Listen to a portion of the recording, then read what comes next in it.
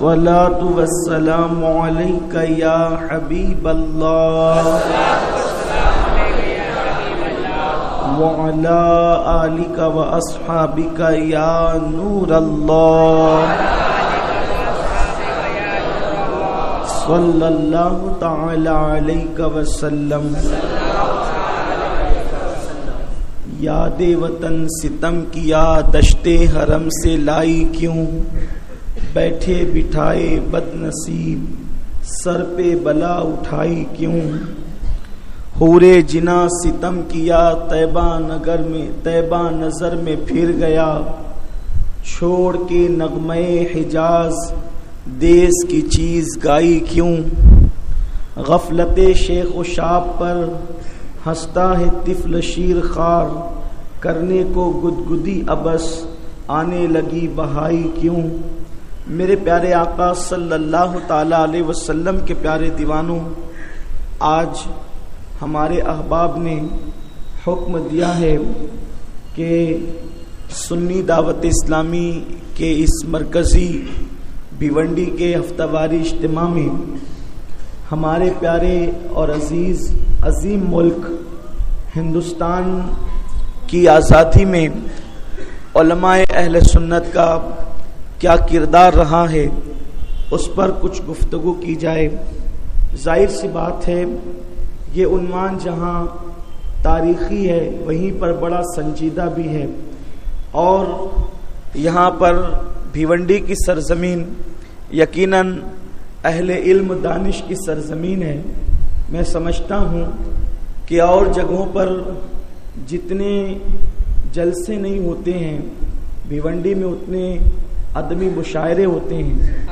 یہاں کی عوام بالکل مالیگاؤں کی طرح علم و ادب اور اردو ادب سے اور تاریخ اور اپنے ورثے سے قلبی طور پر محبت اور لگاؤ رکھتی ہے. کوشش یہ کی جائے گی اللہ کی توفیق سے کہ پہلے ملک ہندوستان کی تاریخی، مذہبی، سیاسی اور اس کی معاشی حیثیت آپ کے سامنے پیش کی جائے. اس کی وجہ یہ ہے کہ دنیا کے اندر بہت سارے ممالک ہیں، ان ممالک کی طرف لوگوں کی نظر کیوں نہ تھی اور ہندوستان کی طرف لوگوں کی نظر کیوں تھی. اسلام کی آمد سے قبل بھی اہل عرب کا تعلق ہندوستان سے بڑا مضبوط تھا. ہندوستان کو اللہ تبارک و تعالیٰ نے کچھ ایسی خصوصیات عطا کی ہیں کہ وہ خصوصیات اور ممالک کے اور خطۂ زمین کے حصے میں نہیں آئی. مورخ ہندی میر غلام علی آزاد بلگرامی رحمۃ اللہ علیہ، جو ہندوستان کے عظیم مورخ کہلاتے ہیں، انہوں نے اپنی کتاب میں لکھا ہے کہ اللہ تبارک و تعالیٰ نے دنیا کا سب سے پہلا انسان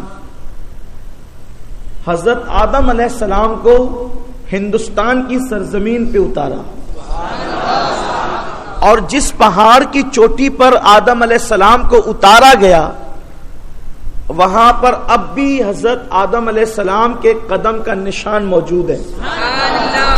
اور میر غلام علی آزاد بلگرامی رحمت اللہ علیہ لکھتے ہیں کہ یہ آدم علیہ السلام کا آج بھی زندہ معجزہ ہے کہ موسم کوئی ہو، جس پہاڑی پر قدم نشان آدم علیہ السلام موجود ہے وہاں پر روزانہ بارش ہوتی ہے.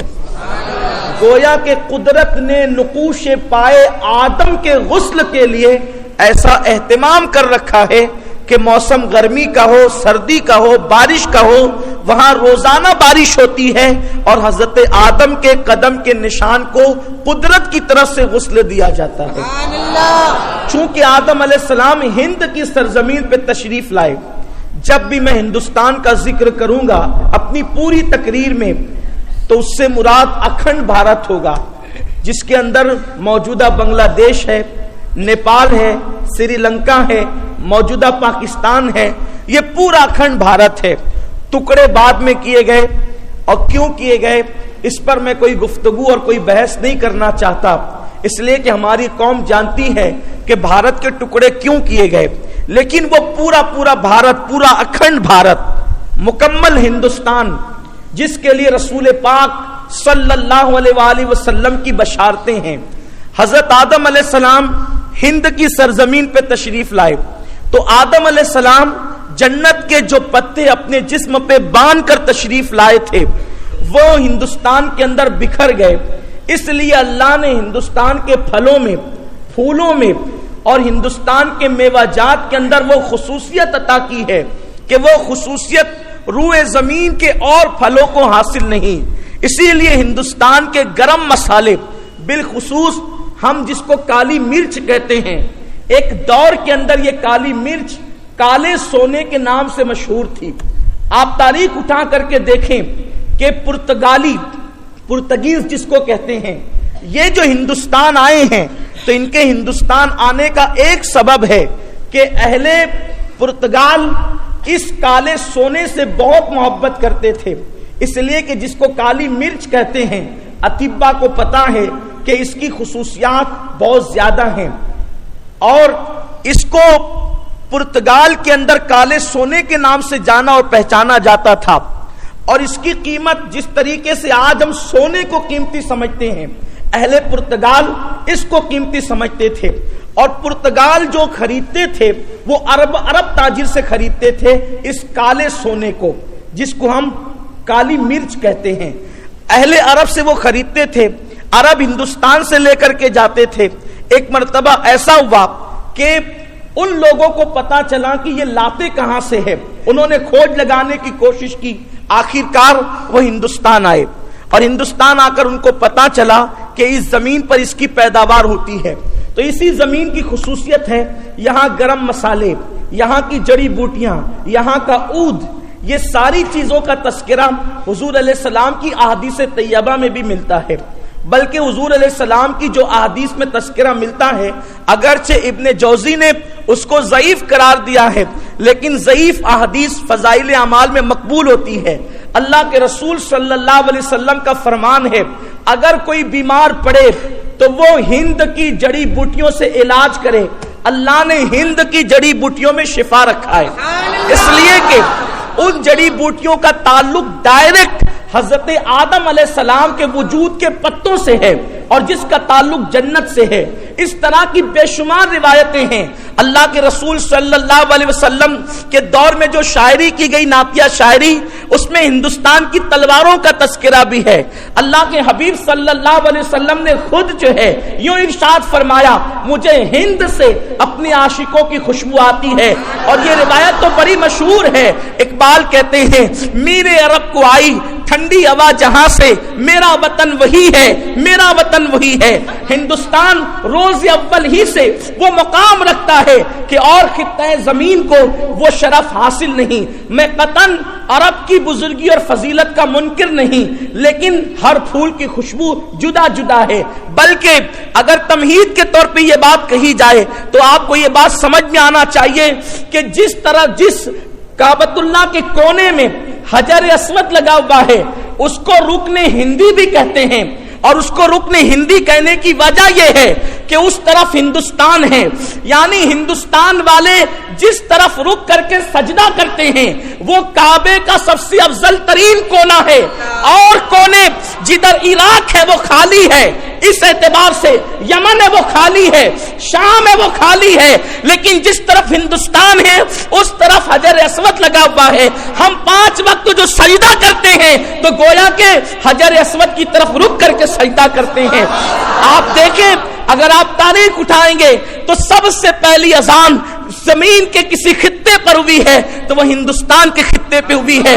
سب سے پہلی نماز اگر کسی خطے پہ ہوئی ہے تو خطہ ہند پہ ہوئی ہے. سب سے پہلے نور مصطفیٰ کی زیارت اگر کسی خطے نے کیا ہے تو ہند کے خطے نے کیا ہے. اس طرح سے کہ آدم زمین پر آتے ہیں اور پیشانی میں نور مصطفیٰ لے کر آتے ہیں. ابھی روئے زمین کے خطے نور مصطفیٰ سے ناواقف تھے. انہوں نے ابھی تک نور مصطفیٰ کو نہ دیکھا تھا نہ سنا تھا, لیکن نور مصطفیٰ آدم علیہ السلام کی پیشانی میں سب سے پہلے ہند کی زمین پہ آیا, اور سب سے پہلے ہندوستان کی زمین کو یہ شرف حاصل ہوا کہ اس نے نور مصطفیٰ کی زیارت کی ہے. آدم علیہ السلام کی توبہ قبول ہوئی تو اسی سرزمین پہ جبریل نے آ کر کے آدم کے قریب اذان پڑھی, اور جب اذان پڑھی تو آدم علیہ السلام نے 2 رکعت نماز شکرانے کی ادا کی. پہلی اذان ہند کی زمین پہ پڑھی گئی ہے, پہلی نماز ہند کی زمین پہ پڑھی گئی ہے, اور پھر آدم علیہ السلام توبہ کی قبولیت کے بعد ہندوستان سے کعبۃ اللہ شریف کی طرف تشریف لے گئے, اور آپ کم و بیش تاریخ کے اختلاف سے ہٹ کر 7 قدم میں کعبۃ اللہ شریف پہنچے. اس سے پتا چلا سب سے پہلا حاجی اگر حج کرنے کے لیے کہیں سے نکلا ہے تو وہ ہندوستان کی سرزمین سے نکلا. ہند کی سرزمین پہ اذان ہوئی, پہلی ہند کی سرزمین پہ. ابھی خطہ عرب اذان سے ناشنا تھا کہ ہند میں اذان ہو رہی تھی. ابھی زمین عرب سجدے کے نام سے ناواقف تھی کہ زمین ہند پہ سجود ہو رہے تھے. ابھی حج کا کوئی تصور انسانوں میں کہیں اور موجود نہ تھا, کیونکہ انسان تھے ہی نہیں. ہندوستان سے حج کے لیے حاجی جا رہا تھا. اس طرح ہم تاریخی وثوق سے کہہ سکتے ہیں کہ کچھ لوگوں کو یہ اعتراض ہے کہ یہاں مسلمان جو آئے ہوئے ہیں وہ بدیسی لوگ ہیں, لیکن یہاں پر آپ کو تاریخی حوالے سے پتا ہونا چاہیے کہ ہندوستان کے اندر مسلمان بدیسی نہیں ہے, بلکہ ہندوستان کے اندر سب سے پہلے آنے والا اگر کوئی کسی مذہب سے تعلق رکھتا ہے تو وہ مذہب اسلام سے تعلق رکھتا ہے. یعنی ہندوستان کا اصل اور سب سے پرانا مذہب اگر کوئی ہے تو وہ مذہب اسلام ہے. میرے پیارے آقا علیہ السلام کے پیارے دیوانوں, اسی لیے ہر دور کے اندر ہندوستان کی بڑی اہمیت رہی. ایک تو مسالوں کی بنیاد پر, ایک تو جڑی بوٹیوں کی بنیاد پر, ایک تو خوشبو کی بنیاد پر, اور ایک تو ہندی تلواروں کی بنیاد پر. عرب آتے جاتے رہے, اور عرب کے بعد پرتگالی جن کا تذکرہ آپ نے سنا, لیکن اس وقت میں اتنی گنجائش تو نہیں ہے کہ ان ساری تواریخ کے ابواب کو الٹا جائے اور اس کی ورق گردانی کی جائے. لیکن ہم اپنے مطلب کی طرف آتے ہیں. جب 16ویں صدی عیسوی تھی, وہ دور سلطان شاہ جہاں کا دور تھا. اس دور میں انگریز ایسٹ انڈیا کمپنی کو لے کر کے ہندوستان میں آئے, اور انہوں نے اجازت مانگی کہ ان کو ہندوستان کے اندر کمپنی کے قیام کی اجازت دی جائے. شاہ جہاں وہ بادشاہ طبیعت کے اعتبار سے بڑا بھولا بھالا اور سیدھا سادہ آدمی تھا. اس نے ہندوستان کے اندر ایسٹ انڈیا کمپنی کو جو ہے وہ قیام کی اجازت دے دی. اس طرح 1600 عیسوی کے اندر, یعنی 17ویں صدی عیسوی کے اندر سب سے پہلے سورت کی سرزمین پر ایسٹ انڈیا کمپنی کا قیام عمل میں آیا. یعنی ہندوستان کے اندر انگریزوں کی آمد, لوگ یہ جو سمجھتے ہیں کہ 19ویں صدی سے ہے, یہ قطعاً غلط ہے. بلکہ 17ویں صدی کی ابتدا میں انگریز ہندوستان ایسٹ انڈیا کمپنی کو لے کر آ گئے تھے. لیکن شاہ جہاں کا لائق و فائق بیٹا, جس پر ہند کی سرزمین قیامت تک ناز کرتی رہے گی, جس کو دنیا محی الدین عالمگیر اورنگزیب کے نام سے جانتی ہے, اس شہزادے نے جو ہے وہ انگریزوں کی اس چال کو تاڑا, اور اس نے اپنے وقت میں انگریزوں کو جو ہے وہ ان کے قدموں کو جمنے نہیں دیا. اور پھر اس نے جب بادشاہت کا تخت و تاج سنبھالا تو اس وقت اورنگزیب عالمگیر نے کئی مقامات پر جو شاہ جہاں کے دور میں بعد میں کمپنی ایسٹ انڈیا قائم ہو چکی تھی ان کو بے دخل کرنے کی کوشش کی, جیسے کلکتہ سے بے دخل کی اور ان جیسے شہروں سے. لیکن بعد میں اورنگزیب کے بعد جو دور آیا تو اس دور کے اندر شہزادوں کی آپسی چپکلش, شہزادوں کا تعیش میں مبتلا ہو جانا, آپس میں ایک دوسرے کے ساتھ لڑائیاں کرنا. میرے امیر اور میرے قائد نے ایک بڑی عظیم بات ایک میٹنگ میں فرمائی تھی کہ انسان اپنے مشن کے اندر محنت اور مشقت کے باوجود جب تھک ہار کر کے نہیں بیٹھتا، اگر اس شخص کے قدموں میں عیش پرستی کے پھول بچھا دیے جائیں تو انسان اپنے مشن کو، جو محنت کے تھپیڑے کے کھانے کے بعد انسان مشن فراموش نہیں کرتا، تعیشات کی بنیاد پر انسان اپنے مشن کو فراموش کر جاتا ہے۔ مغلیہ سلطنت صدیوں تک اس ملک پر رہی، بلکہ اگر آپ دیکھیں گے تو مسلمانوں نے کم و بیش 1000 سال تک اجتماعی طور پر اس ملک ہندوستان پر حکومت کی ہے۔ کبھی اچھے بادشاہ آئے، کبھی برے بھی آئے، کبھی عیش پرست آئے، کبھی اللہ والے بھی آئے، لیکن اکثر بادشاہوں کا حال یہ تھا کہ وہ اللہ کے نیک اور برگزیدہ بندے تھے۔ بلکہ اگر بادشاہوں کی تاریخ پر گفتگو کی جائے تو آپ کو پتا چلے گا کہ بادشاہوں کا حال یہ تھا کہ اکثر بادشاہ ایسے ہیں جن کی کبھی تہجد بھی فوت نہیں ہوتی ہے، جن کی کبھی نماز عصر کی سنتیں غیر موقعہ بھی نہیں چھوٹتی ہے، جن کا حال یہ ہے کہ اللہ اکبر، بعض شہنشاہ ایسے گزرے ہندوستان کے اندر کہ جنہوں نے 4 عورتوں کے سوا 5ویں کسی عورت کو جان بوجھ کر کے نہیں دیکھا، نظر بھر کر نہیں دیکھا، یعنی محرمات کے سوا غیر محرم کا چہرہ نہیں دیکھا۔ ہندوستان کی سرزمین پر ایسے بادشاہوں میں اگر نام لیا جا سکتا ہے تو حضرت شمس الدین سلطان التمش کا نام لیا جا سکتا ہے۔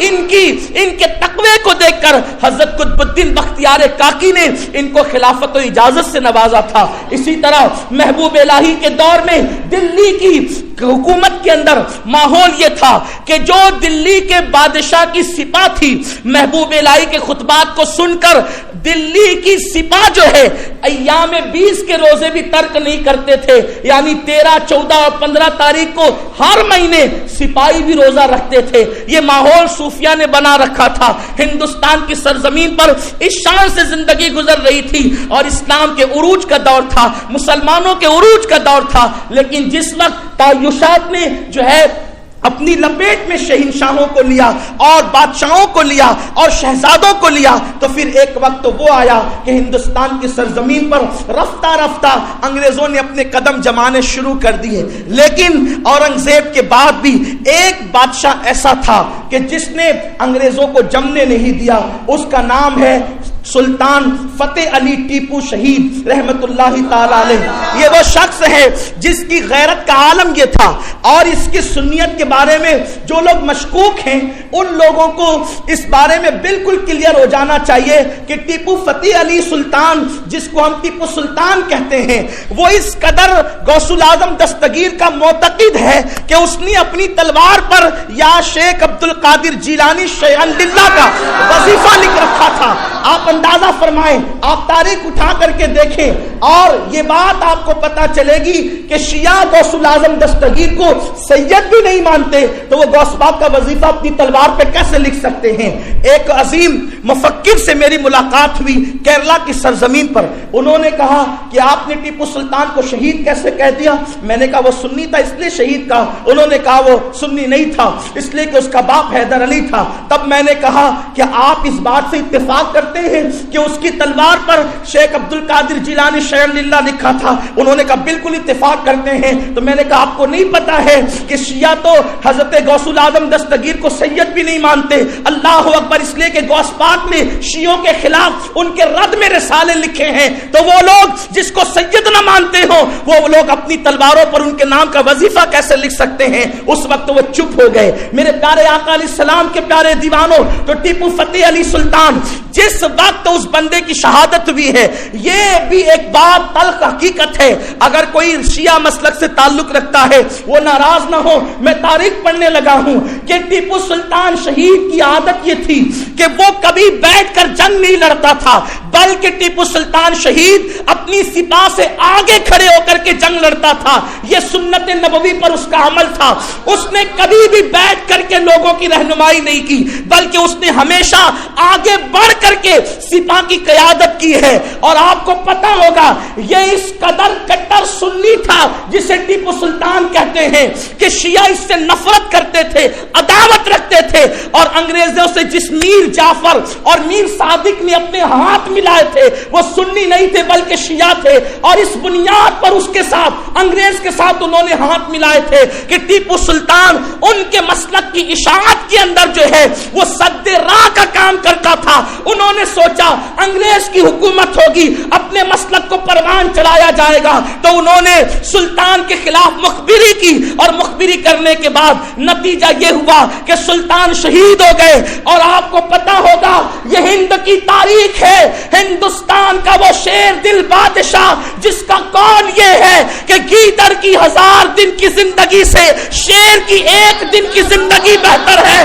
وہ بادشاہ وقت جب شہید ہوا ہے تو اس کے گلے کے اندر اس وقت 19ویں صدی کی ابتدا میں جو ہار تھا موتیوں کا، اس وقت اس کی قیمت 5 لاکھ تھی، اس بادشاہ کی کہ کر و فر کا یہ عالم تھا میرے پیارے آقا علیہ السلام کے پیارے دیوانوں۔ لیکن جب بادشاہ شہید ہوا ہے تو انگریزوں کی ہمت نہ تھی کہ اس کے قریب جاتے، دور سے جو ہے وہ بڑے بڑے بلیوں سے اور بامبوؤں سے اس کا جسم ہلاتے اور پتہ کرتے یہ زندہ ہے یا مر گیا۔ البتہ جب سلطان شہید ہو گئے اس وقت انگریز نے یہ تاریخی جملہ کہا تھا، آج سے ہندوستان ہمارا ہے، اور اس کے بعد ہندوستان پہ دھیرے دھیرے ان کا تسلط شروع ہو گیا۔ ہندوستان کی سرزمین پر جب ان کا تسلط شروع ہوا ہے اور انہوں نے غاصبانہ قبضہ کرنا شروع کیا، تجارت کے نام پہ آنے والے انگریز ہندوستان کے حکمراں بننے کا خواب دیکھنے لگے، اور آپسی رسا کشی اور آپسی چپکلش اور آپسی اختلافات کی بنیاد پر جو ہے وہ ہندوستان کی سرزمین پر ان لوگوں نے کبھی مراٹھوں کو کبھی مسلم شہزادوں کو آپس میں لڑایا، اور اس کے بعد انہوں نے حکمرانی کرنے کی ٹھانی، اور اس کے بعد پھر یہ ہوا کہ اللہ اکبر ان لوگوں نے جہاں جہاں پر قبضہ کیا، قبضہ کرنے کے بعد انہوں نے ظلم کی وہ داستان رقم کی ہے۔ لوگ بربریت کہتے ہیں لیکن ہم انگریزیت کہیں تو یہ کوئی نئی اصطلاح نہیں ہوگی۔ انگریزوں نے جنہیں تن کے گورے من کے کالے لوگ کہتے ہیں، ان لوگوں نے اتنا ظلم کیا ہے۔ خود انگریزوں کی تاریخ اٹھا کر کے پڑھے، اس لیے کہ انگریزوں نے بھی تو تاریخ لکھی ہے، انگریزوں کی تاریخ اٹھا کر پڑھے۔ ایک انگریز مورخ جو ان دنوں ہندوستان تھا وہ لکھتا ہے کہ ہندوستان میں جب انگریزوں کا جن جن علاقوں کے اندر تسلط ہوا ہے ان لوگوں نے یوں ظلم کی تاریخ رقم کی ہے کہ اللہ اکبر، نوجوانوں کو رسیوں میں باندھ کر کے جب ان کو مارا جاتا اور بوڑھا باپ آ کر کے کہتا خدا کے لیے میرے بیٹے کو نہ مارو، تو جوان بیٹے کو چھوڑ دیا جاتا اور اس کے بوڑھے باپ کو پکڑ کر کے پھر اس کو رسی میں جکڑ دیا جاتا، اس کو مارا جاتا۔ بیٹا کہتا میرے باپ کو نہ مارو، تو باپ اور بیٹے دونوں کو جو ہے وہ جکڑ کے مارا جاتا۔ اسی پہ بس نہیں، عورتوں کے کپڑے اتار لیے جاتے اور بامبوؤں کے ذریعے سے عورتوں کے سینے اس میں پھنسائے جاتے، اور اس کے بعد یہ تماشا لوگوں کو دکھایا جاتا۔ یہ حالات، یہ صورتحال تھی۔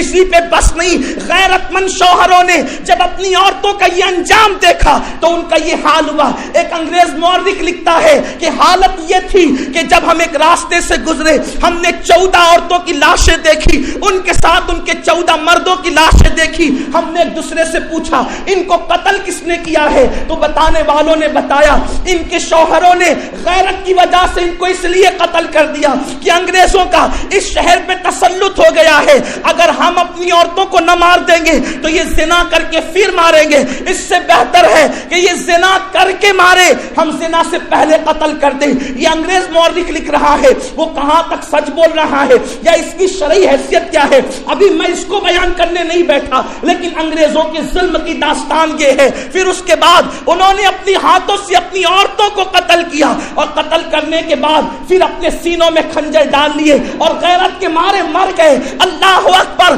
انگریز مورخ کہتا ہے کہ حالت یہ تھی ہم نے جو ہے وہ گھر سے باہر نکلنا بند کر دیا تھا، اس لیے کہ ایک انگریز افسر نے کہا جو مسلمانوں کو ہم تلوار سے قتل کرتے ہیں یا گولی سے مارتے ہیں یہ بہت آسانی کی موت مر جاتے ہیں، ہم کو یہ پرمیشن لینا چاہیے ملکہ سے، یا تو مسلمانوں کی کھالیں ادھیڑ دیں یا تو ان کو زندہ جلا دیں، ان کو اذیتناک موت مارے۔ اس طریقے کے ظلم کی داستان انہوں نے رقم کی۔ ایک انگریز نے اس زمانے کے اخبار میں چھاپا، ہم دلی دلی کیا ہے؟ شیخ عبدالحق محدث دہلوی کہتے ہیں دلی مسلمانوں کا وہ شہر ہے کہ میں نے مدینے کا نور دلی میں بیٹھ کر کے دیکھا ہے۔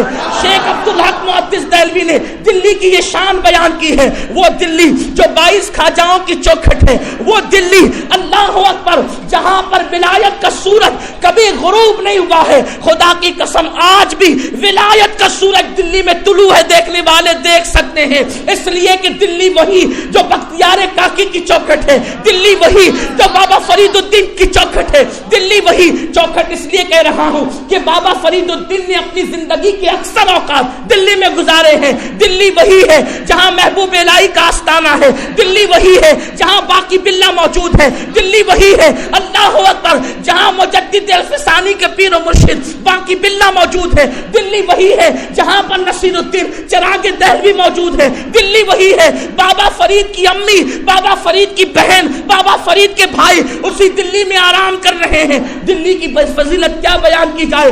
شیخ محقق کہتے ہیں میں نے مدینہ منورہ کا نور دلی کی سرزمین پر دیکھا ہے۔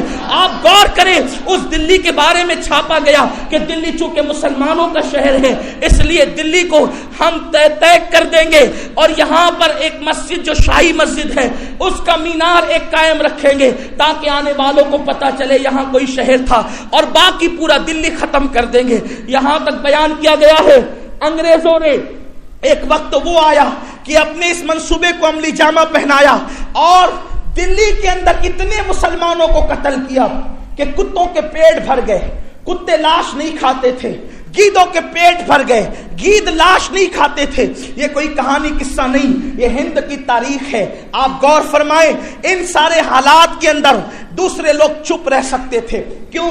اس لیے کہ دوسروں کے لیے مسلمانوں کی اور انگریزوں کی غلامی برابر تھی، تڑپ کوئی سکتا تھا تو وہ مسلمان، اور انگریزوں کو خطرہ تھا تو مسلمانوں سے تھا، انگریزوں کو خطرہ مسلمانوں سے تھا۔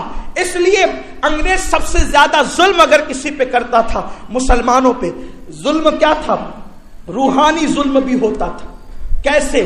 انگریزوں کا حال یہ تھا کہ انگریزوں نے یوں بھی کیا، میں 1857 سے پہلے اور ماں بعد دونوں کا ظلم ملا کر کے پیش کر دوں کہ وقت رہے نہ رہے۔ انگریز یوں کرتے 10 بائی 10 کا کمرہ یا اس سے بڑا کمرہ، کم سے کم کمرہ 10 بائی 10 کا ہوتا اور اس سے بڑا بھی ہوتا، وہ اس میں سور ذبح کرتے اور سور ذبح کر کے اس کا پورا خون کمرے میں لیپ دیتے، اور لیپنے کے بعد مسلمانوں کو کہتے اس کو چاٹو ورنہ تمہیں مار ڈالا جائے گا۔ لیکن باہر شان مسلم تیری عظمت کو سلام، کیسا وہ مسلمان تھا۔ ان مسلمانوں کا حال یہ تھا کہ وہ مرنا تو گوارا کرتے مگر سور کا خون چاٹنا گوارا نہیں کرتے۔ سور کو ذبح کیا جاتا، ان کی چمڑی کو چھیلا جاتا اور مسلمانوں کو اس کے اندر سل دیا جاتا۔ یہ داستان ہے انگریزوں کے ظلم کی داستان۔ بلکہ دلی کی جامع مسجد کے اندر جانور باندھے گئے، جانوروں کو پیشاب کروایا گیا، جانوروں کی لید پڑی۔ آپ اٹھا کر کے تاریخ پڑھیں، گویا کہ انگریز پاپیوں نے، ان بدترین قوموں نے، ان لوگوں نے جو معاذ اللہ رب العالمین اپنے دور کے بدترین لوگ تھے، ان لوگوں نے جو ہے یزید کی یاد ہندوستان کی سرزمین میں تازہ کی۔ میرے آقا علیہ السلام کے دیوانوں، علماء چپ کیسے رہ سکتے تھے؟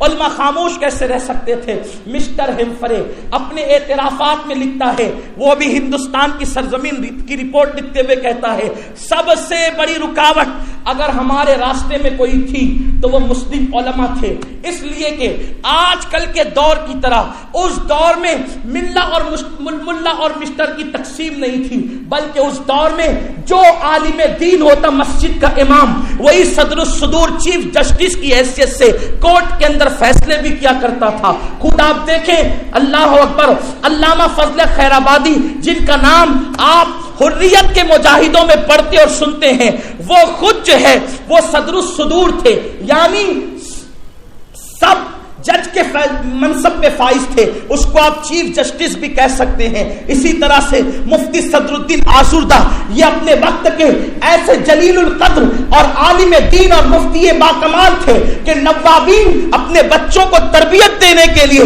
مفتی صدر الدین آزردہ کی بارگاہ میں بھیجتے تھے۔ حضرت سید کفایت علی کافی مراد آبادی رحمت اللہ تعالی علیہ یہ وہ ذات ہیں کہ ان کے دور کے اندر جو ہے وہ فن شاعری میں ان کا کوئی ہم پلہ نظر نہیں آتا، منطق اور فلسفہ کے امام مانے جاتے تھے۔ میرے پیارے آقا علیہ السلام کے پیارے دیوانوں سید احمد اللہ مدراسی رحمت اللہ تعالی علیہ یہ اپنے دور کے عظیم جلیل القدر عالم دین اور کئی سو علماء کے استاد مانے جاتے تھے۔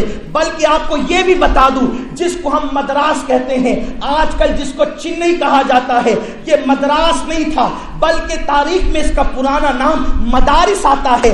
اس میں اتنے کثرت سے علماء اور مدرسے تھے کہ اس شہر کے اندر کثرت سے مدارس ہونے کی بنیاد پر اس شہر کا نام ہی مدارس پڑ گیا تھا۔ لیکن افسوس آج اس شہر کے اندر مدرسے ڈھونڈنے پڑتے ہیں۔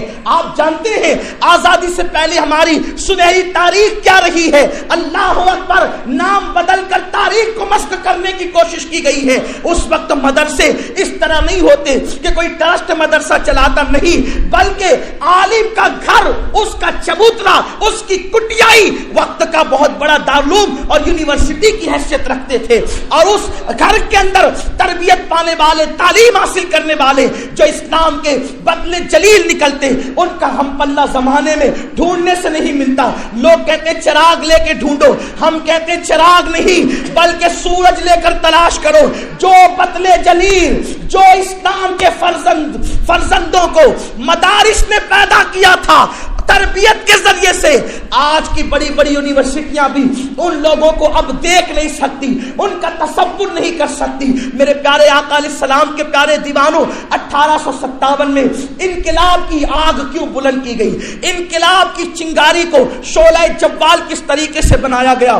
سب سے پہلے اس کو یوں سمجھنا ہوگا، اس کی 3 وجوہات تھی۔ 1857 کا انقلاب مذہبی انقلاب بھی تھا، سیاسی انقلاب بھی تھا اور معاشی انقلاب بھی تھا۔ انگریزوں نے اپنے یہ زوم باطل کے اندر یہ فیصلہ کیا کہ ہم پورے ہندوستان کو عیسائی بنا دیں گے۔ دوسروں کے نزدیک مذہب سیاست کے حوالے سے کبھی فرق کیا جاتا ہے، مگر ایک مسلمان اپنا سب کچھ تو کھو سکتا ہے مگر اپنے اسلام سے وہ کبھی دستبردار نہیں ہو سکتا۔ انگریزوں کا یہ پلان تھا کہ پورا اکھنڈ بھارت عیسائیت میں تبدیل ہوگا، اور انہوں نے باضابطہ طور پر اپنے عیسائی پادریوں کو بڑے بڑے خزانے دے کر اور سونپ کر کے جو ہے وہ مسلمانوں کو اور غیر مسلموں کو بھی عیسائی بنانے کی کوشش کی۔ بڑی تعداد کے اندر غریب لوگ عیسائی ہونے لگے، مگر اس دور کا مسلمان اس وقت بھی عیسائی بننے کے لیے تیار نہ تھا۔ علماء نے سوچا اگر اس فیصلے کے لیے ابھی نوٹس نہیں لیا گیا تو آنے والا دور بڑا بھیانک دور ہوگا۔ اس لیے ایک وجہ تو یہ تھی، دوسری وجہ یہ تھی کہ انگریزوں نے سوچا جتنے کسان تھے سارے کسانوں کے گلے انگریز خرید لیتے تھے کم قیمت میں اور اس کو بہت مہنگا بیچتے تھے۔ اس طرح سے وہ ہندوستان کی معیشت پہ مکمل قبضہ کر لینا چاہتے تھے۔ اور تیسرا جو اس کا معاملہ تھا وہ یہ تھا کہ انگریزوں نے جو ہے ہندوستان کی سرزمین پر برادری کے اعتبار سے لوگوں کو تقسیم کرنے کا پلان بنایا تھا۔ اسلام جس کو قطعاً پسند نہیں کرتا، اسلام کا طرز امتیاز تو یہ ہے، ایک ہی صف میں کھڑے ہو گئے محمود و ایاز، نہ کوئی بندہ رہا نہ کوئی بندہ نواز۔ اگر ان عوامل کو انگریزوں نے اپنی باطل تہذیب کو اس زمین کے اوپر جو ہے اللہ اکبر تھوپنے کی کوشش کی اور یہ چاہا کہ انگریزی تہذیب کو ہندوستان کے لوگ بالخصوص مسلمان قبول کر لے، علماء نے محسوس کیا اگر ان عوامل پر ابھی سخت ترین طریقے سے رد عمل نہیں ظاہر کیا جاتا تو پھر جوانوں کو بچانا مشکل ہوگا، ایمان بچانا مشکل ہوگا، عقیدہ بچانا مشکل ہوگا۔ اس کے بعد علماء نے مل کر کے 1857 کی 23 تاریخ کو جو ہے اللہ اکبر دلی کی جامع مسجد میں جمع ہو کر نماز جمعہ کے بعد سب سے پہلے جہاد کا فتویٰ اس ہندوستان کی سرزمین پر علامہ فضل خیرآبادی چشتی رحمت اللہ تعالی علیہ نے دیا، اور اس فتوے پہ دستخط کرنے والے سینکڑوں علماء کرام تھے، جس میں حضرت کافی مراد آبادی، سید احمد اللہ مدراسی، مفتی صدر الدین آزردہ، فیض احمد بدایونی، عثمانی، مولانا رضا علی خان، یہ امام اہل سنت رضی اللہ تعالیٰ کے دادا ہوتے ہیں۔ میرے پیارے آقا علیہ السلام کے پیارے دیوانوں، اس طرح سے بے شمار علماء کرام نے اس فتوے پہ دستخط کیے، اور پھر آزادی کی یہ چنگاری جو ہے وہ سب طرف پھیلنا شروع ہوئی۔ لیکن ایک بات یاد رکھیں، اس فتوے پر عمل کرنے میں کیا دوسرے لوگ بھی ساتھ تھے؟ اگر آپ اس کی طرف آتے ہیں تو تاریخ یہاں پر ایک بہت پیاری بات کرتی ہے۔ 1857 کے انقلاب کے لیے جب لوگوں کو جمع کیا گیا تو چونکہ علماء پہ شک کیا جا رہا تھا کہ علماء کے ذریعے سے انقلاب آئے گا، علماء جو کہتے ہیں مسلمان مان لیتے ہیں، تو علماء پہ شک کیا جا رہا تھا، علماء کو جمع نہیں ہونے دیا جا سکتا تھا۔ تو علماء کرام نے ایک انوکھا طریقہ نکالا۔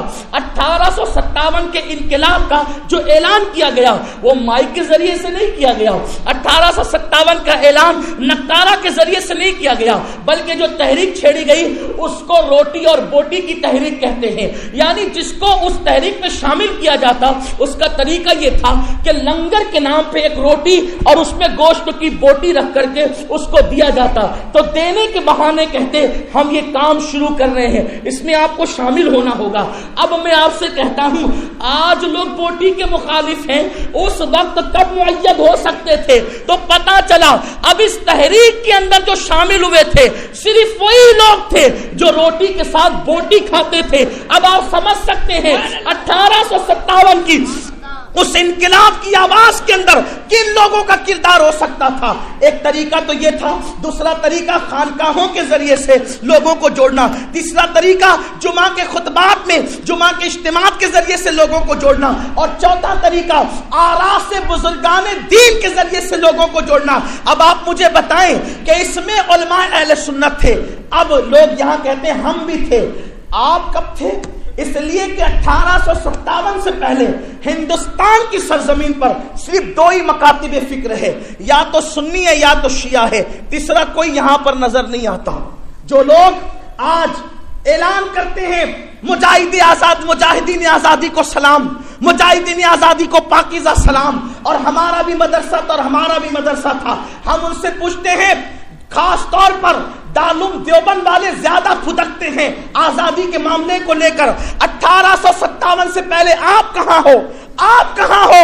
1857 سے پہلے اس ملک میں دو ہی مسلک ملتے ہیں، ایک تو سنی اور دوسرے شیعہ، اور باقی کے جو تیسرا مسلک تھا اس وقت وہ نوزائیدگی کی طرف قدم بڑھا رہا تھا۔ اس سے زیادہ نفیس اور پاکیزہ جملہ مسجد میں کہنے کے لیے میرے پاس نہیں ہے کہ اس وقت تیسرا مکتبہ فکر جسے آپ وہابیت کہتے ہیں وہ نوزائیدگی کی طرف ابھی قدم بڑھا رہا تھا۔ اس وقت جب دلی کی سرزمین سے، دلی کی جامع مسجد سے ہمارے سفید ریش علماء جہاد پہ تقریریں کر رہے تھے، اس وقت وہابیت ہندوستان کے اندر نوزائیدگی کی طرف قدم بڑھا رہی تھی۔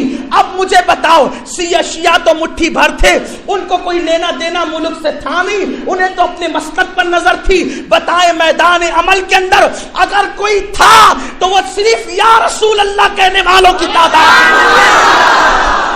وہ خانقاہی لوگوں کی تعداد تھی۔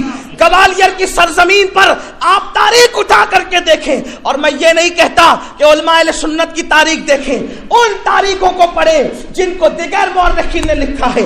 گوالیر کی سرزمین پر سید محمد غوث گوالیری رحمت اللہ علیہ کی بارگاہ کے سجادہ نشین وہ وہاں پہ اٹھ کر کے کھڑے ہوئے۔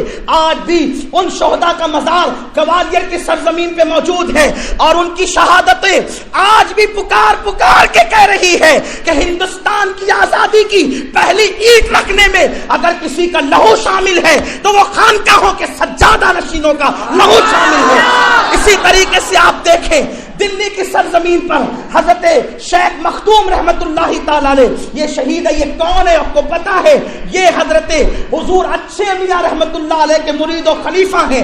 اچھے میاں کون ہے؟ جو مہریرہ کا اچھا کہلاتا ہے، جس کے بارے میں میرے امام نے کہا ہے تن کو اچھا، من کو ستھرا، جان کو پر نور کر، اچھے پیارے شمس دی بدر العلا کے واسطے.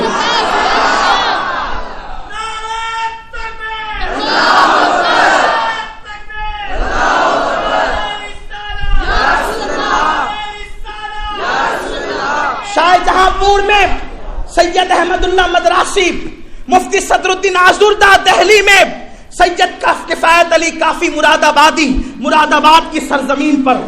اب یوں ہوا کہ جب یہ انقلاب کی ایک آگ اٹھی تو اس نے انگریزوں کو اپنی لپیٹ میں ایسے لے لیا کہ انگریزوں کے قدم اکھڑ گئے. انگریزوں کے قدم اکھڑے تو اس وقت انگریزوں نے ایک چال چلی. وہ چال یہ تھی کہ کچھ ہندوستانیوں کو اپنے ساتھ ملایا اور ملانے کے بعد ان ظالموں نے مخبری کی. آئیے میں پہلے آپ کو دلی کا واقعہ بتاؤں. حضرت علامہ فضل خیر آبادی، بہادر شاہ ظفر ان کے ہم نشین تھے. غالب، جسے دنیا اسد اللہ غالب کہتی ہے، غالب کی شاعری اتنی مشکل ترین شاعری تھی کہ اس کو لوگ پڑھ نہیں پاتے تھے. تو علامہ فضل سے غالب جیسا استاد شاعر، غالب کو جانتے ہیں غالب کسے کہتے ہیں؟ ہند کی تاریخ میں اردو زبان میں غالب جیسا کوئی شاعر نہیں ہوا. اس سے پہلے اس کی وجہ کہتا ہوں ادیب کی شکل میں. آپ کہیں اقبال بھی تو تھے. اقبال کی حیثیت شاعر انقلاب کی ہے، لیکن اقبال کی حیثیت غالب جیسے ادیب کی نہیں ہے. یہ میں آپ کو صرف سمجھانے کے لیے کہہ رہا ہوں، آپ عقیدت میں برا مت مان جائیے گا. لیکن آپ کو بتاؤں، یہاں شاعری سے لوگ شغف رکھتے ہیں تو بتاتا ہوں. ایک مرتبہ کسی نے مرزا اسد اللہ غالب سے کہا، غالب سپاری پر آج تک کسی نے شعر نہیں کہے، اگر تم قادر الکلام شاعر ہو تو یہ سپاری کا ٹکڑا ہمارے ہاتھ میں ہے، ذرا اس پر کچھ فی البدی شعر کہو. تاریخ میں آتا ہے کہ 50 سے زیادہ شعر فی البدی غالب نے صرف سپاری کے ٹکڑے پر کہا. لیکن اس ٹکڑے کو اس نے کیا بیان کیا میں اس کو مسجد میں بیان نہیں کر سکتا، یہ ایک الگ تاریخ ہے. غالب اس شاعر کا نام ہے کہ جب وہ عشق مجازی پہ گفتگو کرتا ہے تو یوں کہتا ہے، جس کو ہو جان و دل عزیز اس کی گلی میں جائیں کیوں. بلکہ غالب کی دیوانہ شاعری کا سب سے بڑا ثبوت یہ ہے کہ 14ویں صدی کے مجدد امام اہل سنت امام احمد رضا خان محدث بریلوی نے بہت ساری نعتیں غالب کی زمین پر لکھی ہے. خود یہی شعر اٹھا کر کے پڑھ لیں، جس کو ہو جان و دل عزیز اس کی گلی میں جائے کیوں. میرے امام کے غیرت عشق نے انگڑائی لی اور کہا، غالب تو نے اپنے جیسے سے عشق کیا، اتنے دھوکے ملے تو تو نے کہنے لگا جس کو ہو جان و دل عزیز اس کی گلی میں جائے کیوں. اس سے دل لگانے کی بجائے حبیب خدا سے دل لگاتا تو احمد رضا کی طرح تو کہتا، پھر کے گلی گلی تباہ ٹھوکریں سب کی کھائے کیوں. پھر کے گلی گلی تباہ ٹھوکریں سب کی کھائے کیوں. دل کو جو عقل دے خدا تیری گلی سے جائے کیوں. غالب محبوب کی گلی میں جانے کی ہمت نہیں کرتا، احمد رضا محبوب کی گلی سے نکلنے کی بات نہیں کرتا. یہی فرق ہے عشق مزاجی میں اور عشق حقیقی میں، لیکن اس کی طرف نہیں جاتا. یہ بات بھی کہہ دوں اور بالکل تحقیق کے ساتھ میں کوئی محقق نہیں ہوں، علماء کی جوتیاں سیدھی کرنے والا ہوں. غالب نے اتنی بڑی شاعری کی ہے عشق مجازی کے اعتبار سے، لیکن چیلنج ہے غالب کی شاعری میں کبھی عورت کا تصور نہیں ہے. عورت کا تصور سے پاک ہے غالب کی شاعری. یہ غالب کی شاعری کا سب سے بڑا ہنر ہے کہ مجازی پہ گفتگو کرتے ہیں لیکن کہیں عورت کا ذکر نظر نہیں آتا. وہ غالب فیض لیتا ہے علامہ فضل حق سے. فضل حق نے کہا، غالب اتنی مشکل شاعری کس کام کی؟ تو اس نے اپنا دیوان پھاڑ دیا اور اب اس نے اپنا جو دیوان موجودہ اس کا دیوان غالب کا، اللہ اکبر، وہ آج بھی ہم جیسوں کو، ہم تو کسی شمار میں ہی نہیں ہے، ہم جیسوں کو بھی سمجھ میں نہیں آتا تو میرے بعد والوں کو کیسے سمجھ میں آئے گا. غالب جب عشق مجازی پہ لکھتا ہے تو اس طرح لکھتا ہے جس کو ہو جان و دل عزیز اس کی گلی میں جائے کیوں، لیکن جب رسول پاک کی شان میں لکھتا ہے تو اس شان سے لکھتا ہے غالب ثنائے خواجہ بایزدہ گذاشتے آزاد پاک مرتبہ دان محمد است۔ غالب کا ایک رخ یہاں اور پیش کر دوں، غالب کی بات نکل آئی۔ جب اسماعیل دہلوی نے تقویت الایمان لکھی تو تقویت الایمان کے جواب میں مولانا خیر الدین جو مولانا آزاد کے ابے تھے انہوں نے کم و بیش 32 جلدوں میں تقویت الایمان کا جواب لکھا۔ فضل خیر آبادی نے تحقیق الفتویٰ فی ابطال التقویٰ لکھا، آج بھی وہ کتاب موجود ہے، لیکن جب فضل حق اپنے عالمانہ تخیلات اور احادیث اور قرآن کی روشنی میں امتناع نظیر کا مسئلہ پیش کر رہے تھے، مسئلہ شفاعت پیش کر رہے تھے، اس وقت غالب کیا کر رہے تھے پتہ ہے؟ انہوں نے اشعار کی زبان میں اسماعیل دہلوی کو جواب دیا ہے۔ یہ غالب کا کارنامہ ہے۔ بہرحال بات دور نہ نکل جائے، غالب جیسے شعراء فضل خیر آبادی سے یوں فیض لیتے تھے، وہ علامہ فضل خیر آبادی۔ دوسری بات، فضل خیر آبادی شاگرد ہیں شاہ عبدالعزیز محدث دہلوی کے۔ ایک مرتبہ جب شاہ عبدالعزیز محدث دہلوی نے تحفہ اثنا عشریہ لکھا شیعوں کے رد میں، تو اس وقت ایران سے ایک بہت بڑا مجتہد ملا مناظرہ کرنے کے لیے آیا۔ علامہ نے شاہ عبدالعزیز صاحب نے اخلاقی طور پر مناظرے سے پہلے اتنے لمبے سفر سے آئے ہوئے آدمی کو تھکا دیکھ کر کہا کمرہ لے لو، آرام کرو، غسل کرو، جب فریش ہو جانا، دماغ ٹھکان پر آ جائے تب مناظرہ کریں گے۔ پھر یہ ہوا، حضرت فضل خیر آبادی کی اس وقت داڑھی بھی نہیں نکلی تھی، بچے تھے، چھوٹی سی عمر تھی، استاد کی خدمت کے لیے گئے، چلتے چلتے دیکھا کہ کوئی نئی چیز نظر آ رہی ہے، اس کے پاس جا کر کھڑے ہو گئے۔ حضرت جی آنا کہاں سے؟ وہ کہا ایران سے۔ کیوں آئے ہیں؟ کہا اس لیے آئے ہیں کہ آپ کے وہ جو شاہ عبدالعزیز ہے انہوں نے تحفہ اثنا عشریہ لکھا ہے، مناظرہ کریں گے۔ کہا کس عنوان پہ؟ عنوان اس نے پیش کیا شاہ عبدالعزیز رحمت اللہ علیہ سے تو مناظرہ رہ گیا، ابھی داڑھی کے بال بھی نہیں نکلے تھے۔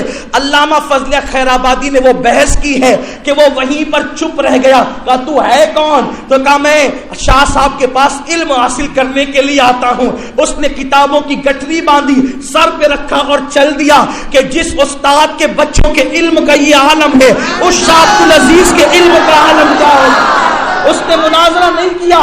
اور یہ کب کی بات ہے؟ جب حضرت فضل خیر آبادی فاروقی کے چہرے پہ داڑھی نہیں نکلی تھی، ان کے علم کا یہ عالم تھا۔ علامہ فضل خیر آبادی سیاسی بصارت و بصیرت، علم قرآن و حدیث پر وہ نظر رکھتے تھے۔ آج بھی تحقیق الفتویٰ پڑھنے والوں کو پتا چلتا ہے کہ ان کی نگاہوں کا عالم کیا ہے، ان کی علمی صلاحیتوں کا عالم کیا ہے، ان کو امام المنطق کے نام سے یاد کیا جاتا ہے۔ ایک مرتبہ امراء القیس کی زمین پر فضل خیر آبادی نے اشعار لکھے، شاہ صاحب نے اعتراض کر دیے بیٹے یہ غلط ہے، آپ نے اس کی تائید میں 20 اشعار دیگر شعر و شعرا کے پڑھ دیے۔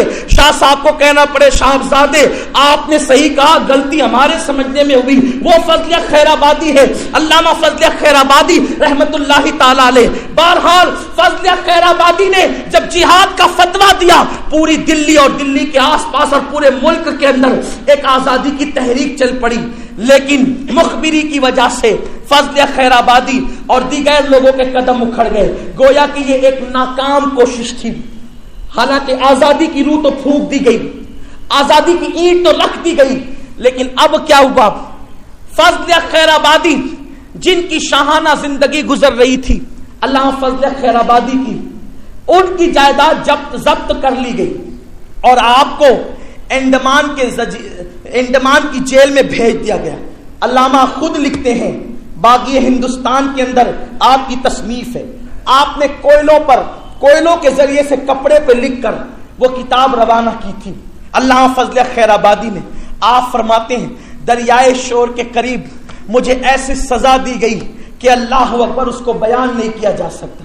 انگریزوں نے بیل گاڑی کے پہیوں میں باندھ کر کے بیل گاڑیاں چلائی اور فضلیہ کی ہڈی ٹوٹتی تو فضلیہ کی زبان پہ ہوتا اغثنی یا رسول اللہ۔ فضل خیر آبادی کہتے ہیں میرے علاوہ جتنے لوگ تھے، کوئی بادشاہ تھا، کوئی وزیر تھا، کوئی قاضی القضاء تھا، بڑے بڑے منصب پہ فائز تھے، ان کی پیشانی پر کاٹ کاٹ کے لکھا جاتا کہ اس کو عمر قید کی سزا دی گئی ہے۔ علامہ فضل خیر آبادی رحمت اللہ تعالی علیہ کے صاحبزادے نے، شیخ عبدالحق خیر آبادی نے مقدمہ لڑا۔ لیکن یہ بات بھی آپ کو بتا دوں کہ فضل خیر آبادی کو انڈمان بھیجنے سے پہلے کورٹ میں بھیجا گیا مقدمے کے لیے، کٹہرے میں کھڑے تھے۔ اب جو جج بیٹھا تھا وہ فضل خیر آبادی کا شاگرد تھا۔ اس نے سوچا میں نے تو فیصلے ان سے کرنا سیکھے ہیں، آج میرا استاد کٹہرے میں کھڑا ہے، کیا وقت آ گیا استاد کے ساتھ کچھ احسان کیا جائے۔ اس نے بلا کر کے کہا استاد آپ اتنا کہہ دیں یہ فتویٰ میرا نہیں ہے۔ فضل خیر آبادی کہتے ہیں جھوٹ بول کے جان تو بچ جائے گی لیکن امت کا اعتماد فتوے سے اٹھ جائے گا۔ مجھے جان دینا تو گوارا ہے مگر فتوے کی آبرو کھونا گوارا نہیں ہے۔ وہ فضل خیر آبادی ہے اور یہ کام کوئی حسینی ہی کر سکتا ہے، کوئی فاروقی ہی کر سکتا ہے، ہر ایک کے بس کی بات نہیں۔ اور پھر فضل کو بھیج دیا گیا۔ المختصر یہ کہ فضل خیر آبادی کا مقدمہ لڑا، ان کے بیٹے نے، انگریزوں سے رہائی کی چٹھی مل گئی، پروانہ مل گیا۔ فضل خیر آبادی کے گھر والے اور ان سے محبت کرنے والے انڈمان تک گئے وہ پروانہ لے کر کہ فضل کو چھوڑ دیا جائے۔ لیکن جب انڈمان کی سرزمین پہ پہنچے تو دیکھا کہ ایک جنازہ اٹھا ہوا ہے اور لوگ آنسو بہاتے ہوئے اس جنازے کو کہیں لے کر کے جا رہے ہیں۔ پوچھا اتنی عقیدت سے کس کا جنازہ جا رہا ہے؟ تو لوگوں نے کہا امام المنطق علامہ فضل خیر آبادی دنیا سے کوچ کر گئے ہیں۔ لوگ کہتے ہیں آزادی کی لڑائی میں ہم تھے، ہمارے پاس شہداء کے مزارات ہیں، آپ کے پاس کس شہید کا مزار ہے؟ بتاؤ آپ نانوتوی کو، تھانوی کو اور کس کو پیش کرتے ہیں؟ ہم کہتے ہیں اٹھا کر کے دیکھو مکالمت الصدرین، لوگوں کا حال یہ ہے۔ ایسا ہوتا ہے بھیونڈی اور مالیگاؤں کا ماحول کچھ الگ نہیں، ابھی کچھ الگ ہو گیا ہو بمبئی کے قریب ہونے کی وجہ سے، لیکن بہرحال یہاں کی وہاں کی تہذیب ملتی جلتی ہے۔ مشیر بھائی ہمارے یہاں کا ماحول ہے کہ لوگ بیت الخلاء کے لیے کارپوریشن کے اس میں جاتے ہیں، چلتے چلتے ڈبہ لے کر کے دیکھا کہ کہیں جھگڑا ہو رہا ہے، لوٹا رکھ دیا، کھڑے ہو کے دیکھنے لگے۔ یہ حالت ہے۔ آپ کے یہاں بھی کچھ برسوں پہلے ایسا ماحول ہوگا، کچھ ایسے منچلے اہل ذوق ہر شہر میں رہتے ہیں، دیکھنے لگے۔ اب لڑائی ہو رہی ہے، پولیس والے آئے، جہاں لڑنے والوں کو لے گئے وہاں مجمع والوں کو بھی لے گئے۔ اس نے کہا پولیس صاحب بات یہ ہم تو بیت الخلاء جا رہے تھے، جھگڑا اتنا ہنسنے کی بات نہیں ہے، میں بات پیش کر رہا ہوں، ہنسنے کی بات بھی سچی بات ہے، بہت ہلکی بات نہیں کر رہا ہوں، سمجھانے کے لیے کچھ مثال دے رہا ہوں۔ پھر کیا ہوا؟ کہا کہ صاحب بات یہ ہے ہم تو تماشائی بنے ہوئے تھے اور آپ ہمیں چھوڑ دے تو بڑا احسان ہوگا۔ دونوں پارٹی سے پوچھا یہ بھی تھا لڑائی میں؟ دونوں نے کہا نہیں صاحب یہ تو نہیں تھا، یہ دوسری تیسری پارٹی ہے۔ پولیس والوں نے چھوڑ دیا، لیکن وہ بندہ اتنا دیانت دار ہوتا ہے، وہاں کہتا ہے میں جھگڑے میں نہیں تھا، تو محلے میں بھی آ کے کہتا ہے بھائیوں میں جھگڑے میں نہیں تھا، مجھے تو یوں اٹھا کے لے گئے۔ لیکن جن لوگوں کا نام یہ لوگ لیتے ہیں آزادی میں، ان کا حال یہی تھا۔ جب لڑائی لڑنے والے لڑ رہے تھے 1857 کے تو بہت بعد میں یہ آئے، اخیر میں آئے ہیں۔ اللہ اکبر، انگریزوں نے پیدا کیا، انگریزوں کی میز پر ان کے مسلک بنے، اس کے لیے طویل وقت چاہیے، ان کی کتابوں میں خود لکھا ہوا ہے۔ غیر مقلدوں کو بھی منہ نہیں ہے، ڈپٹی نذیر صاحب کی تاریخ لکھی ہوئی ہے، ہم اس کو پڑھ کے سنا سکتے ہیں۔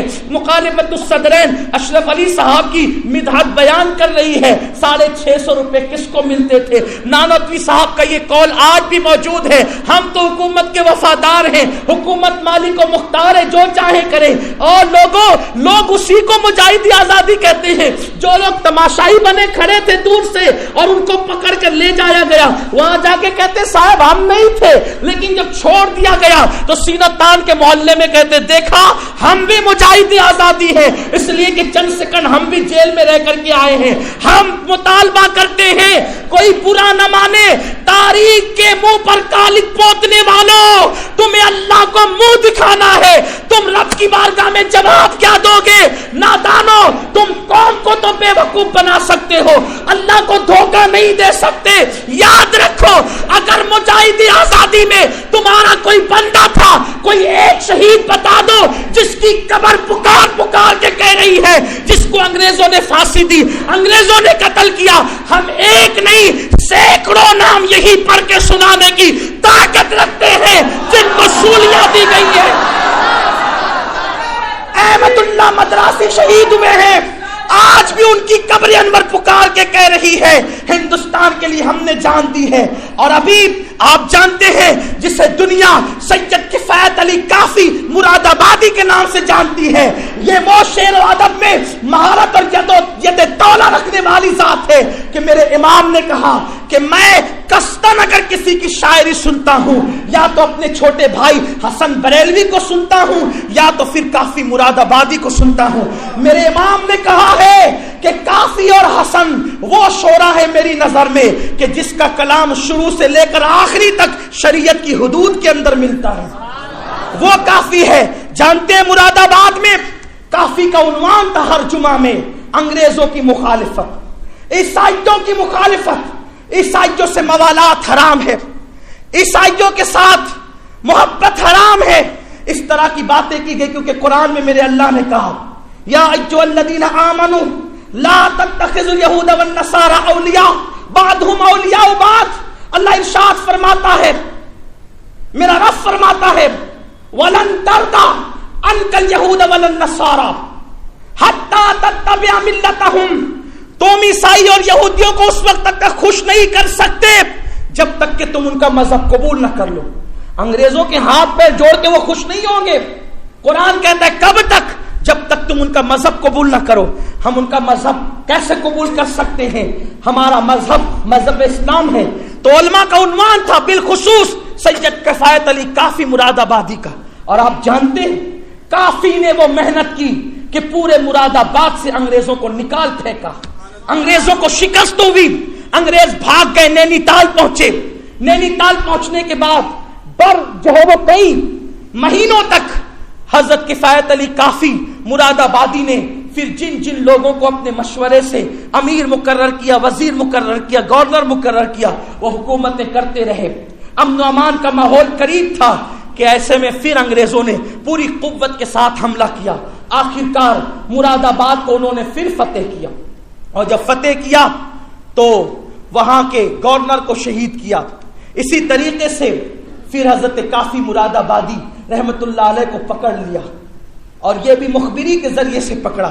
سید کفایت علی کافی مراد آبادی پکڑ لیے گئے, اور پکڑنے کے بعد آپ کو بڑی لالچ دی گئی اپنا ہم نوا بنانے کے لیے. پیسوں کے حوالے سے بات کی گئی, حکومتیں دینے کی بات کی گئی, بڑے بڑے القابات دینے کی بات کی گئی. حضرت سید کفایت علی کافی نے کہا تھا, ہمارے رسول نے فرمایا جو اپنے حق کے مطالبے کے لیے لڑتا ہوا مرے اس کو بھی شہادت کا مقام ہے, جو اپنے ملک کی حفاظت کے لیے سرحد پہ مرے اس کو بھی شہادت کا مقام ہے. ترمذی شریف کی یہ حدیث بڑی مشہور ہے, حضرت سید کفایت علی کافی نے پیش کی. پھر کیا ہوا, کفایت علی کافی مراد آبادی کو مراد آباد کی جیل کے باہر لوگوں کے سامنے پھانسی دی جانے لگی. جب پھانسی دی جانے لگی لوگ کہتے ہیں ہم تھے. کفایت علی کافی کو بھی لوگ اپنے کھانے میں رکھنے کی کوشش کرتے ہیں. اس مرتبہ جو آزادی کے بیانات لوگوں نے رکھے اس میں باضابطہ طور پہ مجاہدین کے نام لکھے. کس کے؟ حاجی امداد اللہ مہاجر مکی کا نام لکھا. حاجی امداد اللہ مہاجر کب سے تمہارے ہو گئے؟ حاجی امداد اللہ مہاجر مکی تو ہمارے سلسلہ صابریہ کے شیخ طریقت ہے. فیصلہ ہفت مسئلہ آج بھی اس بات کا اعلان کر رہی ہے کہ ہمارے حضرت حاجی امداد اللہ کے وہی نظریات تھے جو امام احمد رضا کے نظریات تھے. کافی مراد آبادی کا نام بھی لوگوں نے اپنے اکابرین میں لکھا, فضل خیر آبادی کا نام بھی لوگوں نے اپنے اکابرین میں لکھا. ہم کہتے ہیں تحقیق الفتویٰ پڑھا ہوتا تو فضل کو کبھی اپنا نہ کہتے, کیونکہ فضل خیر آبادی نے تو تمہارا رد کیا, مناظرہ کیا اسماعیل دہلوی سے. عرض یہ کر رہا تھا وقت کی قلت مجھے روکتی ہے, لیکن حضرت کفایت علی کافی کی شہادت پڑھنا چاہتا ہوں اور آپ کو بتانا چاہتا ہوں کہ وہ کیسے اس شاہان رسول تھے جنہوں نے ہندوستان کے لیے جان کی قربانی دی. سید کفایت علی کافی کو جب پھانسی کے پھندے کے قریب لے جایا جا رہا تھا اس وقت کسی انگریز افسر نے کہا کہ دنیا کا دستور ہے جس کو پھانسی دی جاتی ہے اس کی آخری خواہش پوچھی جاتی ہے. ذرا کافی سے بھی پوچھ لو کہ اس کی آخری خواہش کیا ہے. کافی مراد آبادی سے پوچھا تھا, کافی یہ بتاؤ تمہاری آخری خواہش کیا ہے؟ کافی کی آنکھوں میں آنسو تھے، کہا پوری زندگی نبی کی نعت لکھتے اور پڑھتے گزری ہے، میں چاہتا ہوں دنیا سے جاتے جاتے میں سنت حسان ادا کروں۔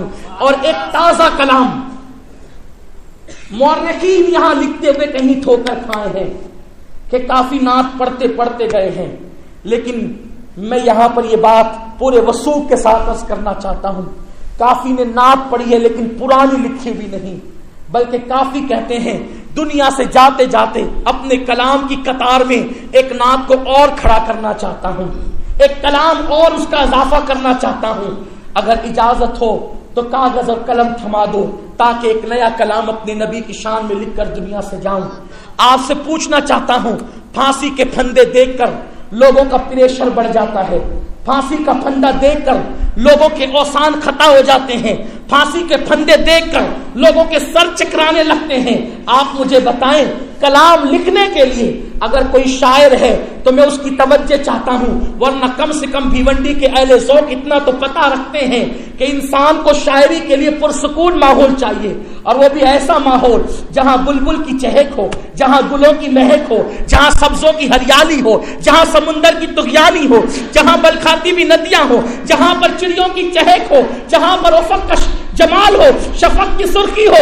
اس ماحول کے اندر بندہ قلم اٹھاتا ہے، تب شاعری اپنے پورے عروج پر جاتی ہے، اور پھر قلم جوبنوں کا بہار دکھاتی ہے، لیکن اللہ اکبر سامنے پھانسی کا پھندا ہے، دنیا جانتی ہے شاعری شاعر کرتے ہیں لیکن عاشق نعت لکھتے ہیں، سامنے پھانسی کا پھندا ہے اور فلم ادی کافی مراد آبادی نبی کی نعت لکھ رہے ہیں۔ مجال ہے کہ شریعت کا کوئی اعتراض اس پر آ جائے، ایسے وقت میں بھی یا شاعری کے اصول سے شاعری ہٹ جائے۔ کافی نے جو کلام کہا تھا بڑے پیارے انداز سے کہا تھا، نعت بھی تھی، انگریزوں کی پشت پر تازیان عبرت بھی تھا، آج بھی وہ کلام کافی مراد آبادی کے عقیدے کی غمازی کر رہا ہے اور یہ بتا رہا ہے کہ کافی کا وہی عقیدہ تھا جس نے مراد آباد کی جیل میں پھانسی کا پھندا چوما تھا، جو 14ویں صدی میں امام احمد رضا کا عقیدہ تھا۔ کافی مراد آبادی پھانسی کا پھندا دیکھ کر آخری خواہش کے طور پہ جو کلام لکھتے ہیں وہ یہی تو ہے، کوئی گل باقی رہے گا نہ چمن رہ جائے گا، کوئی گل باقی رہے گا نہ چمن رہ جائے گا، پر رسول اللہ کا دین حسن رہ جائے گا۔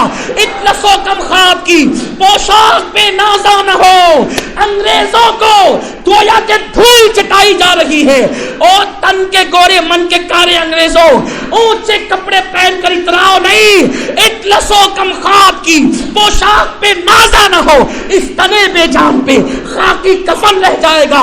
ہم سفیروں باغ میں ہے، کوئی دم کا چہچہا، بلبلیں اڑ جائے گی، سونا چمن رہ جائے گا۔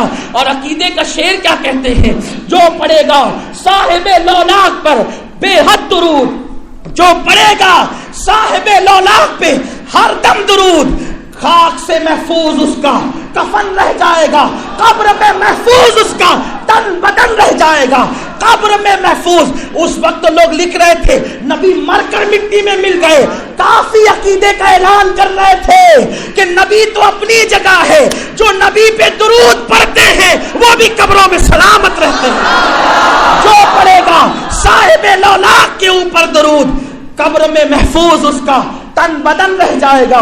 اور مکتے میں کہتے ہیں سب فنا ہو جائیں گے، سب فنا ہو جائیں گے، سب فنا ہو جائیں گے، کافی وہ لیکن حشر تک نعت حضرت کا زبانوں پر سخن رہ جائے گا۔ حضرت کافی مراد آبادی شہید ہو گئے، اس کے بعد دفن کر دیے گئے، پھر برسوں بعد کافی کے مزار سے سڑک ہو کر گزر رہی تھی، سڑک کے درمیان کافی کی قبر کھل گئی، برسوں بعد بھی لوگوں نے دیکھا حضرت کافی مراد آبادی کا کفن جیسا کہ ویسا۔ یہ ہمارے اکابرین ہے، میرے پیارے آقا علیہ السلام کے پیارے دیوانوں، اتنی بڑی قربانی دی ہے۔ 1857 میں آزادی کی اینٹ رکھی گئی ہے، اسی کی ایما پر 1947 میں ہندوستان آزاد ہوا، لیکن ہندوستان کی آزادی کے وقت ایسا ہوا کہ جب لوگوں کو لگنے لگا کہ اب یہ ملک آزاد ہو کر رہے گا، توجہ آپ کی، یہ ملک آزاد ہو کر رہے گا، تو اس وقت لوگ ساتھ ہوتے چلے گئے اور ساتھ ہوتے چلے گئے، اور ایسا ہی ہوا کہ جو شروع سے جانے دے رہے تھے وہ تو قبروں میں سو گئے، جو انگلی کٹانے کے لیے آئے وہی سب کچھ ہو گئے۔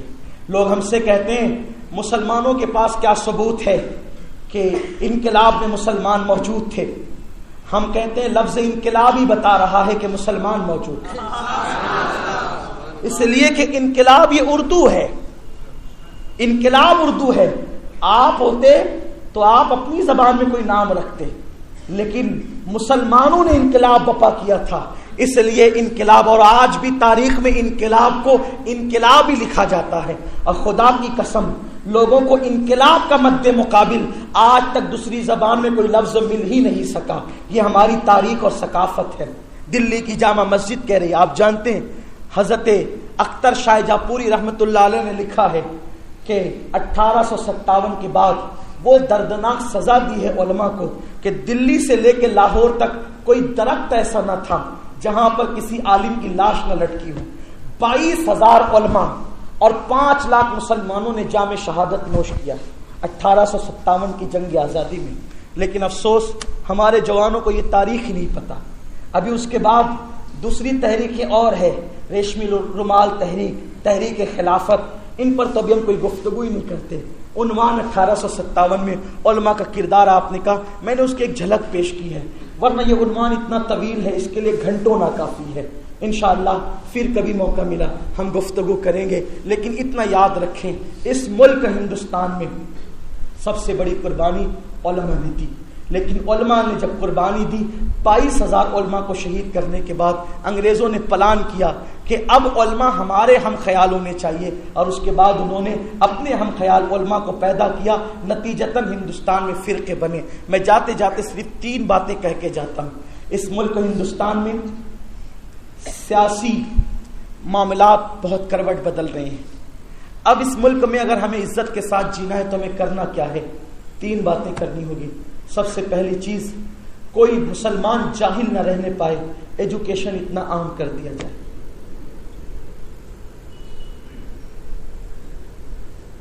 آزادی کی 70ویں سالگرہ منا لی گئی، 75ویں سالگرہ منانے کے لیے ہمارے ملک کے لیڈروں نے بڑے بڑے پلان کا اعلان کیا ہے۔ ہم بھی طے کریں کہ جب 75ویں سالگرہ ہم منا رہے ہوں گے تو تقریباً 70% مسلمانوں سے ہم جہالت کو دور کر چکے ہوں گے۔ ایک بات۔ دوسری بات، ہندوستان کا کوئی مسلمان غریب نہ رہنے پائے، مالدار بنے، حلال ذریعے سے مالدار بنے۔ کیوں؟ اللہ کے رسول صلی اللہ علیہ وآلہ وسلم نے فرمایا غربت کبھی کبھی انسان کو کفر تک لے جاتی ہے، اس لیے حلال ذریعے سے مالدار بنے۔ امام سفیان ثوری فرماتے ہیں اپنی تجوریوں سے مال نکال کر مارکیٹ میں مال لگاؤ تاکہ اس میں اللہ تمہیں برکت عطا فرمائے۔ 1857 سے پہلے کلکتہ کا ایک مسلمان تاجر اتنا مالدار ہوتا تھا کہ برطانیہ کے شاہی خزانے میں بھی اتنا مال موجود نہ ہوتا تھا، اتنا مال تھا۔ آپ کو بتاؤں، لوگ کہتے ہیں صوفیہ اللہ والے ہوتے ہیں، وہ پیٹ پہ پتھر باندھنے والے ہوتے تھے، لیکن آپ کو یہ بھی بتا دوں صوفیہ پیٹ پہ پتھر اختیاری طور پہ باندھتے تھے، لیکن وہ بھی مالدار ہوتے تھے۔ آپ جانتے ہیں حضرت فخر الدین رازی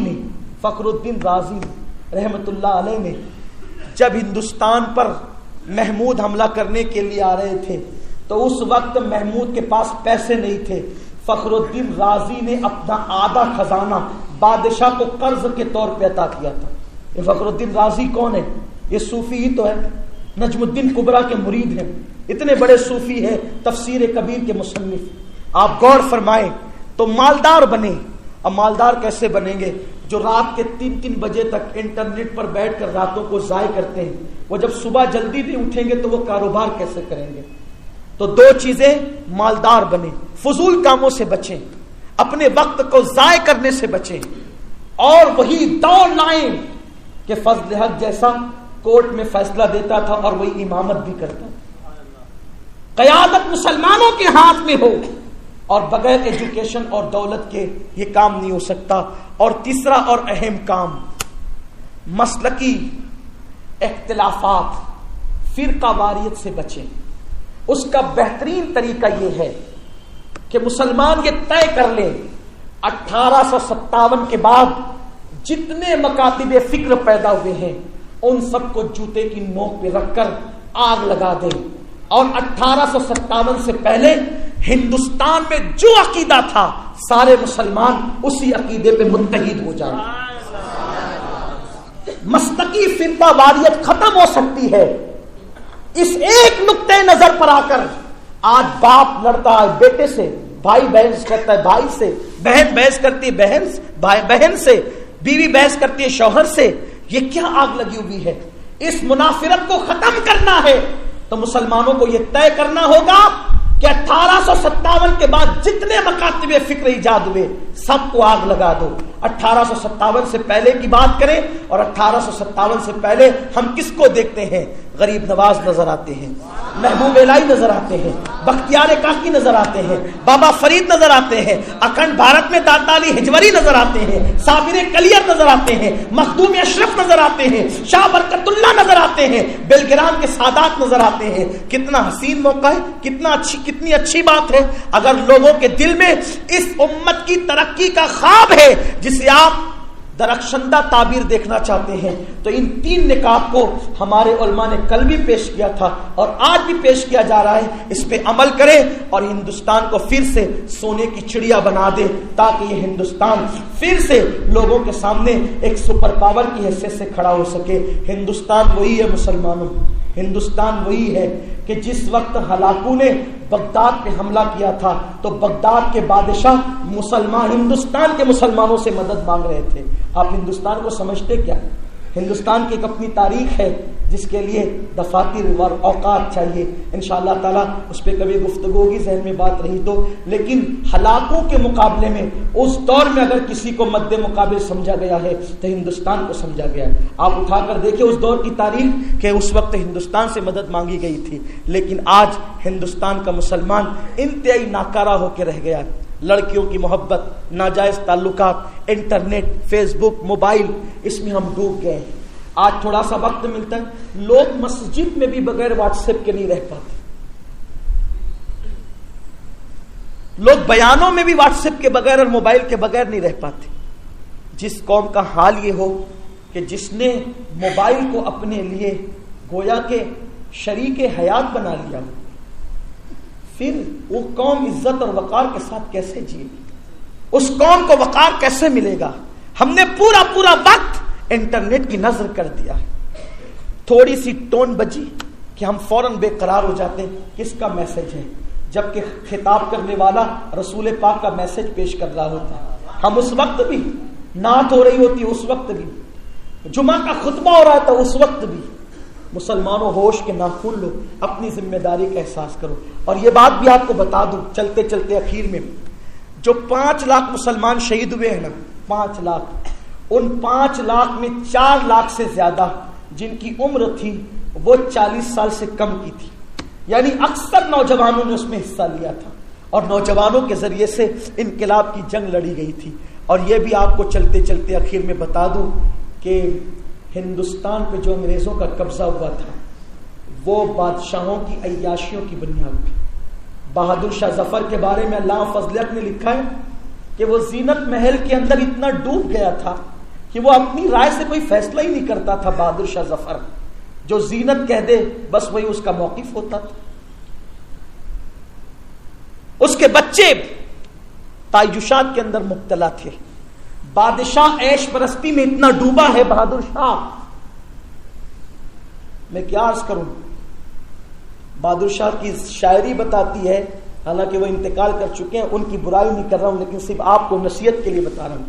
بہادر شاہ کہتے ہیں اب کے بار پونم میں جب تو آئے گی ملنے، نظروں سے تیری آرتی اتارے گی۔ یہ بہادر شاہ کی شاعری ہے۔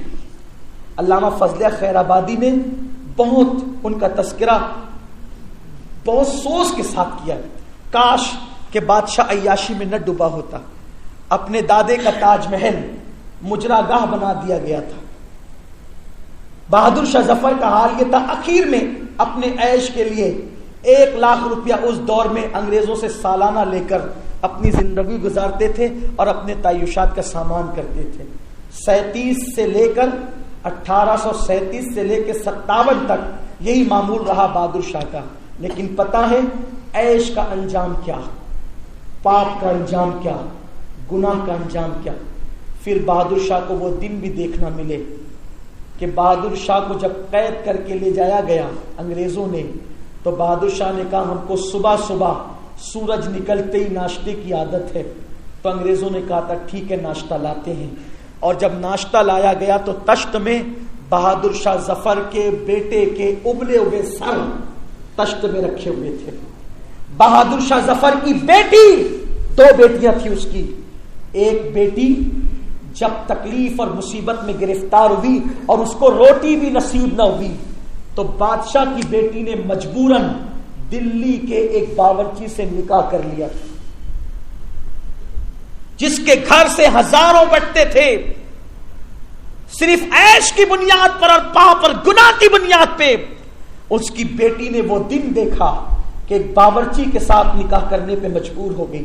اور دوسری بیٹی انگریزوں کی زنانہ اسکول میں ٹیچر کے فرائض انجام دینے لگی. یہ حالات بہادر شاہ کے خاندان نے دیکھا. آپ کارخانہ دار ہیں، آپ کی سائزنگ ہے، آپ کے پلاٹ ہے، آپ کی دکان ہے، آپ کے مکان ہے. جب بادشاہ عیش کرے تو ان کی اولاد کا یہ انجام ہوتا ہے. آپ عیش کرو گے تو آپ کا اور آپ کی اولاد کا کیا انجام ہوگا. قدرت جو دولت دینا جانتی ہے وہ دولت چھیننا بھی جانتی ہے. یہ مت سوچو اللہ دولت دے کر تم کو بھول گیا. میرا اللہ بھولنے سے پاک ہے. اگر اس کی دی ہوئی دولت اور قوت کا غلط استعمال کرو گے تو قدرت تم سے چھین لے گی. اللہ کرے میری قوم کو خدا سمجھ عطا فرمائے. پھر اقبال کے الفاظ میں وہی دکھڑا پیش کرتے بات ختم کر دوں. خدا تجھے کسی طوفان سے آشنا کر دے کہ تیرے بحر کی موجوں میں اضطراب نہیں.